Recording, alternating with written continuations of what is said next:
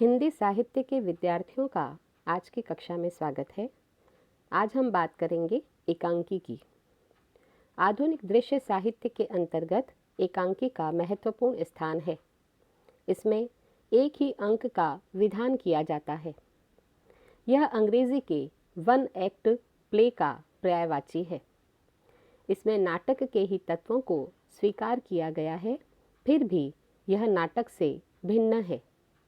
इसमें एक ही अंक, एक ही घटना, एक ही मूल भाव, एक ही दृश्य, जीवन का एक ही भाग, एक ही कार्य और उद्देश्य रहता है।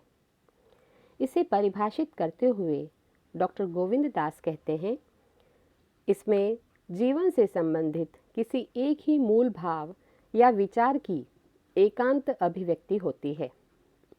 डॉक्टर रामकुमार वर्मा के अनुसार एकांकी में एक ऐसी घटना रहती है जिसका जिज्ञासापूर्ण और कौतूहलमय नाटकीय शैली में चरम विकास होकर अंत होता है। अतः हम कह सकते हैं कि एकांकी में एक ही घटना या जीवन की एक ही संवेदना रहनी चाहिए। हर स्थिति में अंत तक जिज्ञासा बनी रहनी चाहिए। कथा का विकास अत्यधिक तीव्र होना चाहिए। कथा में यथार्थ का सहज स्वाभाविक चित्रण होना चाहिए, साथ ही वह जीवन के निकट प्रतीत होनी चाहिए। अब हम बात करते हैं कहानी के तत्वों की। सर्वप्रथम कथा वस्तु या कथानक। एकांकी का कथानक व्यवहार जगत और जीवन, समाज के एक भाव, विचार, घटना पक्ष या समस्या पर केंद्रित होना चाहिए। सहायक प्रासंगिक कथाओं का यहाँ स्थान नहीं होता है। इस कारण एकांकी में वैविध्य का अभाव पाया जाता है। एकांकी में दिखाए जाने वाले घटनाक्रम का उद्देश्य एक ही होता है। एकांकी की कथा जीवन आदर्श, यथार्थ, समाज, घर परिवार, राजनीति, धर्म, इतिहास, पुराण आदि से ली जा सकती है। इसमें संभाव्यता भी अनिवार्य होती है। एकांकी की कथा वस्तु में स्थान, समय, कार्य की एकता का भी ध्यान रखना आवश्यक है। इसके कथा विकास की 5 अवस्थाएं मानी गई हैं: प्रारंभ, नाटकीय स्थल, द्वंद्व, चरम सीमा और अंतिम परिणति। दूसरा तत्व है पात्र या चरित्र चित्रण। एकांकी के पात्रों के चयन में सीमत्व और आवश्यकता का ध्यान रखना पड़ता है। इसमें अनावश्यक भीड़ को टालना भी पड़ता है। विषयानुरूप एक केंद्रीय पात्र या नायक के साथ थोड़े से सहायक पात्र रखे जाते हैं। पात्र जीवन के बाहर के न होकर यथार्थ के अभिभावक और संभाव्य होने चाहिए। साथ ही जन जीवन और भावनाओं का प्रतिनिधित्व भी करना चाहिए। पात्र का व्यक्तित्व, कृतित्व सजीव जीवन व्यवहारों से संबद्ध होना चाहिए। पात्रों के चरित्रांकन में गतिशीलता होनी चाहिए। अगला तत्व है द्वंद्व या संघर्ष।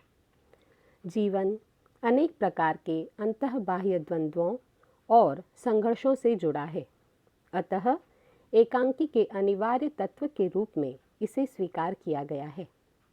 इसमें कथा को स्पष्टीकरण तो मिलता है, साथ ही पात्रों के चरित्र विकास में भी सहायता मिलती है। संघर्ष के द्वारा एकांकी में सहज नाटकीयता, द्रुतता, तीव्रता का समावेश किया जा सकता है। एकांकी में विश्वसनीयता उत्पन्न की जा सकती है। अगला तत्व है संवाद या कथोपकथन। संवादों के द्वारा ही एकांकी की कथा, चरित्र का विकास, उद्देश्य की सफलता, स्पष्टता को सिद्ध किया जा सकता है। संवादों द्वारा ही देश काल वातावरण को जाना जा सकता है। संवादों के द्वारा ही कथा को गति प्रदान की जाती है। पात्रों के अंतः बाह्य चरित्र को अंकित किया जा सकता है। अभिनेता की दृष्टि से सरल संक्षिप्त संवाद ही अच्छे माने जाते हैं। कृत्रिमता संवादों का सबसे बड़ा दोष होता है।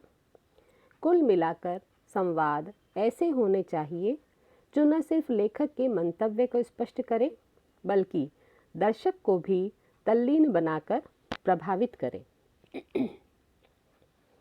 अगला तत्व है भाषा शैली। भाषा अभिव्यक्ति का माध्यम होने के कारण एकांकी की भाषा भी सरल, सहज, स्पष्ट होनी चाहिए। वह प्रत्येक प्रकार के प्रेक्षक के लिए सुगम होनी चाहिए। पात्रानुकूल भाषा का ध्यान रखना भी एक विशेष आवश्यकता है। एकांकी की शैली भी पाठकों के मन मस्तिष्क पर बोझ न बनकर सहज गम्य होनी चाहिए। अगला तत्व है प्रभाव ऐक्य। यह एकांकी के सभी तत्वों को समन्वित करने वाला तत्व है। एकांकी को देख प्रेक्षक के मन मस्तिष्क में जो समग्र बिंब बनता है उसी को प्रभाव ऐक्य कहा जाता है। नाटक के मूल भाव, विचार, पात्र, चरित्र, भाषा शैली की समग्र अभिव्यक्ति ही प्रभाव ऐक्य से संभव है। इसी पर एकांकी की सफलता अवलंबित होती है। अंतिम तत्व है अभिनेयता। एकांकी की रचना रंगमंच पर प्रदर्शन या अभिनय के लिए ही की जाती है। सफल अभिनेता ही एकांकी की सफलता का मूल आधार तत्व है। इसी के लिए लेखक भाव, विचार, स्थिति के अनुकूल रंग निर्देश दिया करता है। अभिनेता के द्वारा ही संवादों के माध्यम से उचित हाव भाव रंगमंच पर प्रदर्शित किए जा सकते हैं। अब हम बात करते हैं एकांकी और नाटक में पाए जाने वाले अंतर की। डॉक्टर रामचरण महेंद्र के अनुसार एकांकी न तो बड़े नाटक का संक्षिप्त रूप है, न कहानी संभाषण। अतः नाटक प्रबंध काव्य या महाकाव्य के समान विस्तृत है, तो एकांकी मुक्तक के समान है। एकांकी में भाव, प्रभाव, तीव्रता, गत्यात्मकता, संकलन त्रय की योजना अनिवार्य है, जबकि नाटक में कई मोड़ हो सकते हैं। एकांकी में अधिक विस्तार के लिए कोई स्थान नहीं होता। पात्रों का चरित्र चित्रण भी यहाँ एकाकी और एक पक्षीय होता है। इसके विपरीत नाटक में इन सब का क्रमशः विकास दिखाने के लिए पर्याप्त स्थान और समय रहता है। एकांकी प्रारंभ होते ही परिणति की ओर द्रुत गति से भागना प्रारंभ करती है, जबकि नाटक में गति विकास धीमा हो सकता है। अभिनय की दृष्टि से एकांकी की समय सीमा 5-15 मिनट से पौन या 1 घंटा तक रह सकती है, जबकि नाटक 2 से 3 घंटे तक चल सकता है। एकांकी में क्षिप्रता और संक्षिप्तता आवश्यक है, जबकि नाटक में ऐसा नहीं है। आज की कक्षा में इतना ही लेंगे। धन्यवाद।